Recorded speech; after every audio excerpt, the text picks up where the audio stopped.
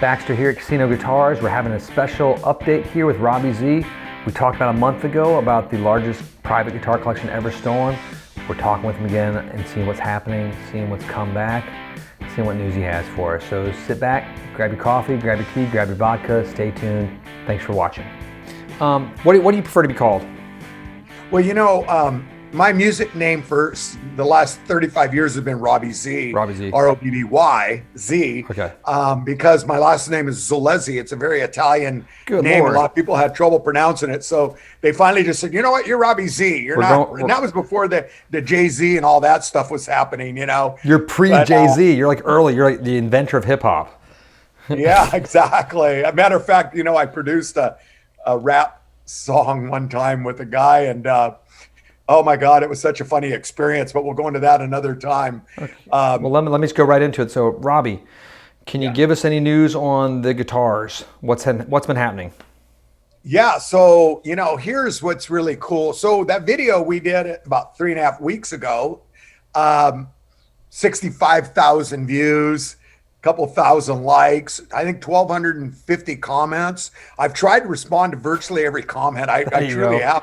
I spend about a half hour every day just throwing back comments because I truly appreciate every single person having some involvement. And before I go into too much, I just want to say about 95% are just such great feedback and great. I mean, it gives you this thing, if it's done nothing to me besides have my heart fall out of my chest and throw up for 2 months.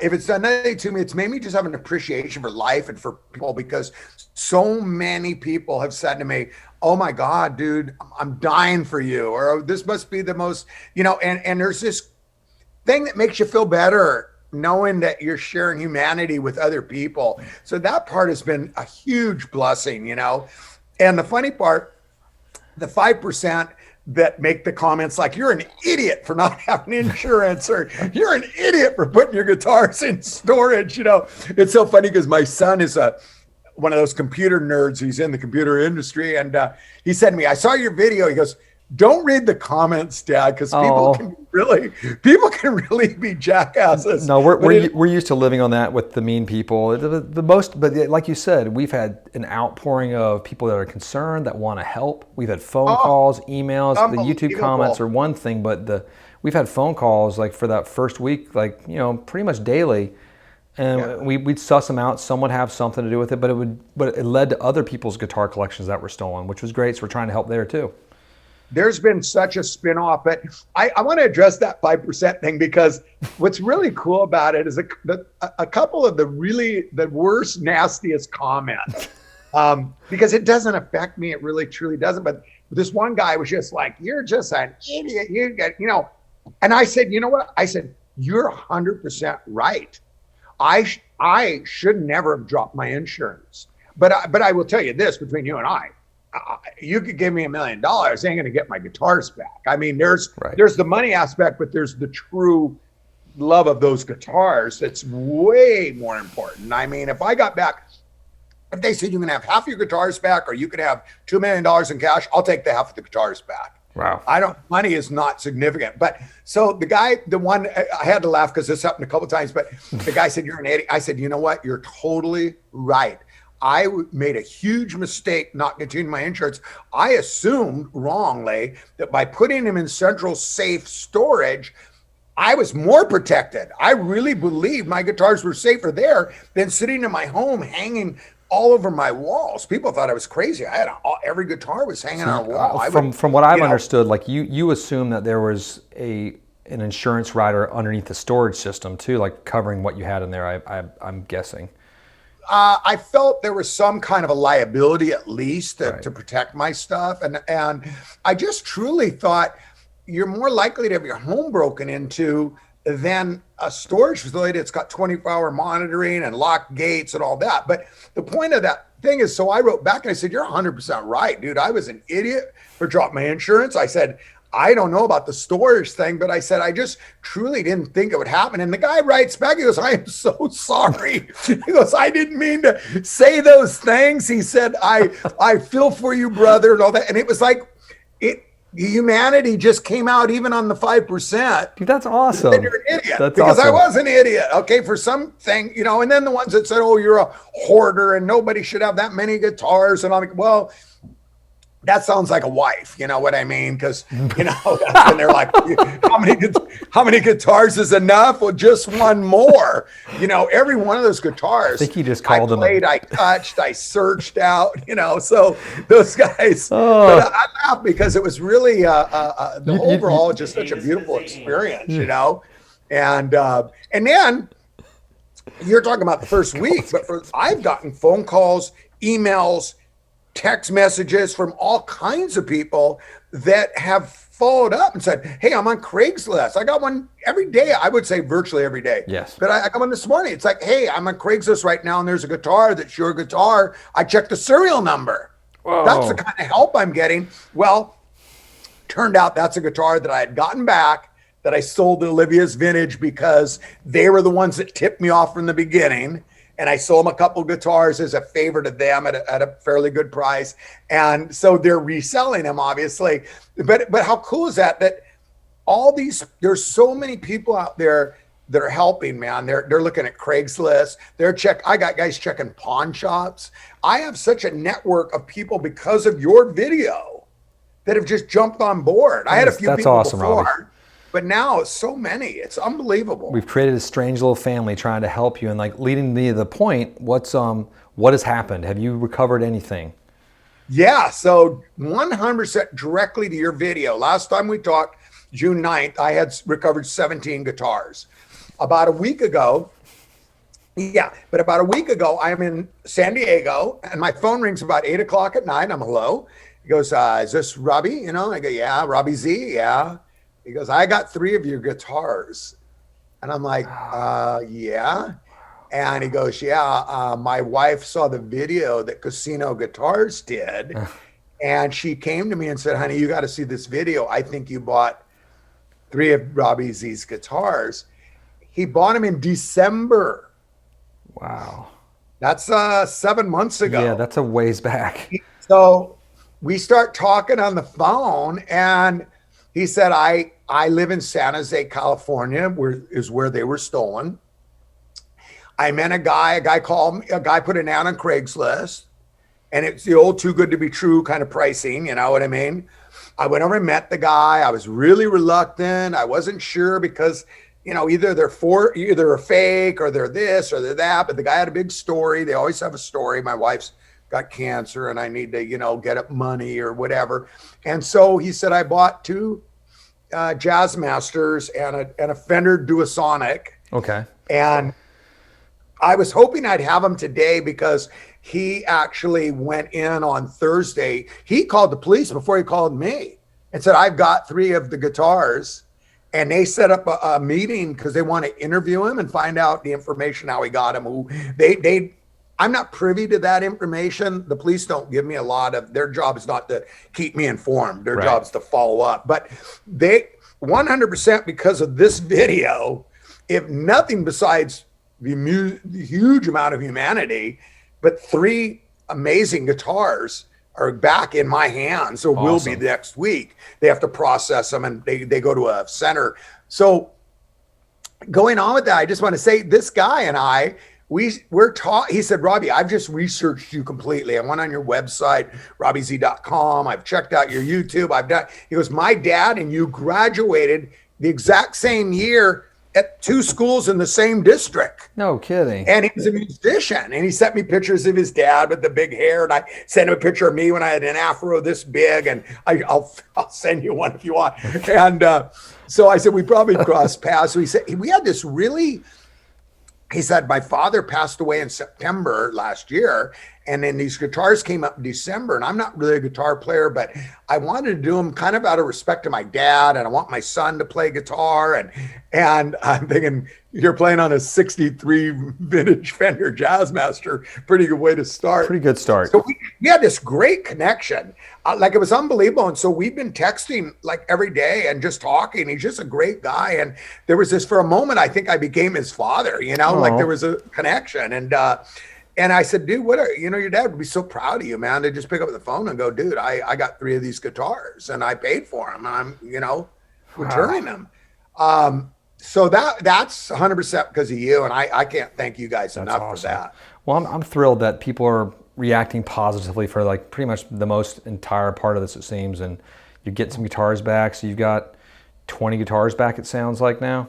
20 right now, which is really nice. And we're hoping that there's a big a load of them sitting somewhere that haven't been distributed. And I don't want to go into too much detail about that because I don't want to give away the detectives work, I hear you. But I've been what happened also with your video that's been great is people are giving me a million ideas that I didn't really have. They're saying, talk to this guy on YouTube, send a guy to this. And now I've had other people interview me. Well, and that's something too, like you bring that up. Since we put this video out, every major manufacturer from PRS to Fender to Gibson, everybody's reached out to us and they put this on their databases too. So every manufacturer out there, so if someone's has one of these guitars and they're trying to get it serviced with Fender, Fender knows what to look for. They know the serial numbers. And so it's neat how all of these companies are getting involved. Yeah, like I got a guy in Vegas that just, he said, Robby, here's the name of the major pawn shops, because Vegas is big for pawn, and we got some guitars found in Vegas, okay? Oh, wow. And so some of that we got back. We got back a couple from Vegas. So basically, I reached out to all those pawn shops that I'd like to send you my database, because I've updated it now. I put it in grouping better, which I'm going to send to you when we get off. I got it by Fender, Gibson, PRS, and other, so that now it's easier to locate and follow. And I've added more serial numbers. And now that I'm in San Jose, I'm trying to find more notes and things, because I documented every guitar. People criticize me like, well, you don't even know what guitars. No, I had everything, but it was all in the file. I got divorced in the storage. Everything went there. My clothes, virtually everything was there, and it all was gone. You open the door and it was zero. So I lost so many files, but thank God I had some backup and I have photos, and now I'm searching like crazy to find more. But we've updated the list. But these guys are giving me great tips about, here, talk to this dealers I've never heard of. That's awesome. In basically West Coast and all over. And the guy started a forum in England. And dude, it's got, I don't know, maybe 400, maybe 1,000 people are on the forum, a blog or whatever, talking about it. And I think it's just the best thing. As I wasn't allowed to do it. I think I mentioned it in the last video that when we discovered it February 2nd, I was told not to say a word to anybody because the detectives wanted to dig deep and not scare anybody off. And so until I talked to you basically, or a couple of weeks before that, word wasn't out. And now I kind of wish it was, but it's working, and your reach is huge. And matter of fact, one of the guys that just interviewed me, the same kind of thing we're doing, he said, I saw the casino video and I talked about it on my YouTube channel. And he goes, awesome. And now I want to interview you directly. So he actually got it from you guys. So that's super cool. We love it. If all the YouTubers can get on this and just help pass the word. Yeah. It stirs the pot. Really good. So here's the deal. I brought up one of my guitars that I recovered. I want to share with you. Yes. If that's okay. Of course. I was hoping it would be one of the 3 that just came back, but they were returned Thursday, and it takes a week or 2. They process them and log them and blah, blah, blah, and I'll pick those up. But I want to show you this one I got back. This is really amazing that I got this guitar back. It's a 1966 Fender Jaguar gold sparkle. And this guitar, I tracked this guitar down for 2 years because I heard it existed. Perfect shape, too. I sound like Joe Bonamassa here, but as a matter of fact, I talked to Joe and his guy that caretakes so they can check their inventory, because I know one of my guitars he was trying to buy from Guitar Center when they got it back for me, and so I wanted to do that. But anyway, this guitar is what's amazing about this guitar. Wow. It's got provenance like you wouldn't believe. from everybody I've talked to and every research I've done, there are only 2 Fender Sparkle guitars that are truly documented from Fender all the way to Fender. Because you see, in a true custom color is a Sparkle, and Sparkle like this. So the thing about this guitar, and the reason I tried for 2 years to find this guitar, is it was given to a guy who had a television show back in the day. I don't want to go into all the details, but I got the letter from Fender saying, we built this guitar for this performer.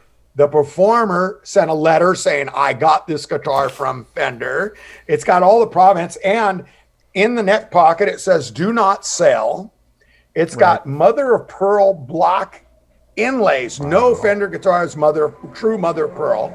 Has the mother of pearl complete. I got the dogs and the gardener now. Hey. No, but I like it because we're talking about like one of the coolest, rarest guitars. We got dogs and gardeners. It's perfect. Let me, I'm going to close the window. Give me a second. I'll give you a second. We're hanging tight. So as Robby goes to close his window, we're going to all drool about that guitar for a minute. That was pretty sick. I hope it comes back. He's back. So, sorry about that, Baxter. No worries. So what's really cool to be able to get a guitar of this quality, because people that steal stuff have no idea. No, they don't know the difference of a Duosonic or a Jaguar that's so rare. So after 2 years of searching this guitar, I get a phone call from Elliot at Rumble Seat, and he goes, hey, I got a Sparkle Jaguar for you. I know you've been searching for it. So I bought it from Elliot over at Rumble Seat about, I don't know how many years ago, but I love this guitar, and to get it back was really, really special. That's special. That is special. Like I said, it has the do not sell in here. This is a true mother of pearl pick guard. It's the first ever documented block inlay of any Fender guitar, because they didn't start using blocks until the middle of 66. This is a January 66, and it's got the block. So there's a lot of just cool features on it. So I was pretty excited, besides getting back some really nice Jazzmasters. As you know, I think Jazzmasters sound as good as any Fender Strat I've ever played. Right on. They're just a little awkward and bulky to play live when you're on stage. But as far as the actual sound and recording, I've done a lot of recording with Jazzmasters, and I just think they sound great. Hey, Bella. I mean, what kind of dog is Bella? We've got 2 rescue dogs that we rescued in LA. Oh, and bring her over. Come here, little girl. Let's get Bella on camera. I want to see this dog, this mystery dog. Rescued in the streets of Los Angeles. So one of them is called Street, and one of them is called Angel for Streets of LA. This might be better than the guitar. Yeah. I think it's really cute. You know, I think I would give up pretty much anything rather than what I had for my collection, other than my children and my dogs and my girlfriend. But that dog was fluffiness to the max. I loved everything of it. I'm super psyched for you. It's a big deal. Thanks for letting us be a part of helping try to get these guitars back. We're excited to do whatever we can do, obviously. Yeah, and all I can say is, Baxter, I at the bottom of your link, I know you did last time, just put my email address. I love when people send me emails. Will do. I love comments, negative, positive, whatever, because it tells me you're watching the video and you're interested. It's amazing how many people I've gotten. My buddy Joe Hofstra saw the video. He's the guitar player in Whitesnake. Mm-hmm. Sent me a beautiful message about it. He's also a Trans-Siberian Orchestra, and I got my buddy who plays with, now he's with Night Ranger, but he plays with Al Scooper. He sent me a really beautiful. I've got so many musicians reaching out to me, and just you guys have made it so much positive for me. That's why. So hopefully anybody can reach out and get a hold of me. It'd be awesome. We'll plaster all your emails up there so we get talking going, and seriously keep us in the loop. Let us know what we can do to help. And thanks again, Robby. We're excited to help in any possible way. Right this wrong as much as possible. Thanks to both of you guys. Appreciate it, and I'll keep you posted on it like I've been doing. Thank you, Robby. Okay.